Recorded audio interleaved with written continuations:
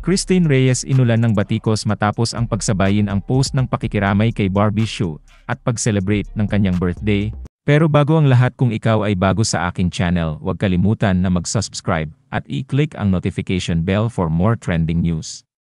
Basag na basag si Christine Reyes ng mga netizen matapos mag-post ng kanyang throwback photo kasama ang yumaong Taiwanese actress na si Barbie Hsu.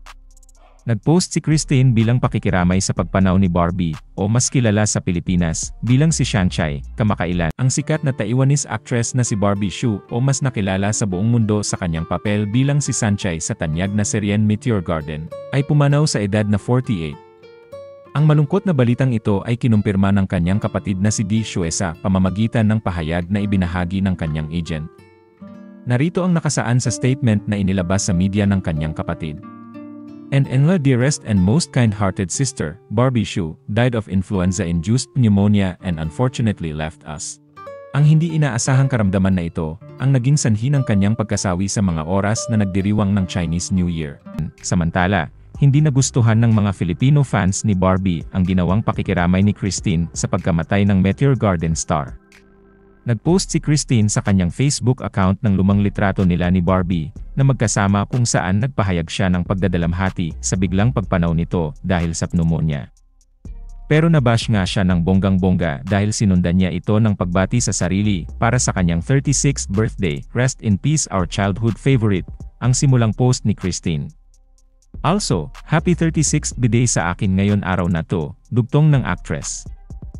Mabilis na nagtrending sa X, dating Twitter, ang pangalan ni Christine, dahil marami na ang nag-share ng screenshot ng kanyang FB post na deleted na ngayon. Narito ang ilan sa mga comments ng netizens: rest in peace and happy birthday. Parang tanga yung post ni Christine Reyes kay Barbie Hsu, Kalerks Cite, ang insensitive. Christine, anyar sayo, hahaha. Happy birthday in peace po, Christine Reyes. Our deepest and sincerest greetings with sympathy to the family of the celebrant. Eternal celebration grant unto you, and let the disco light shine upon you. Dual-purpose Queen Christine Reyes, playtime yung post ni Christine Reyes, huhu. Samantala, hindi na makikita sa kanyang social media page ang throwback photo ni Christine Reyes, kasama ang yumaong si Barbie Hsu, matapos itong umani ng iba't ibang reaksyon. Sa isang story, tinalakay niya ang issue. Ipinahayag niya ang kanyang pagkadismaya sa mga nangungutya sa kanya, at idinagdag kung gaano kalungkot ang gumawa ng isang maliit na pagkakamali. Maligayang kaarawan sa akin. Yun na lang, oks na. Kailangan palaging perfect. Bawal magkamali nowadays. May kalupitan na kapalit sa mga bagay kapag nagkamali, di ba? Ang daming magagaling sa mundo.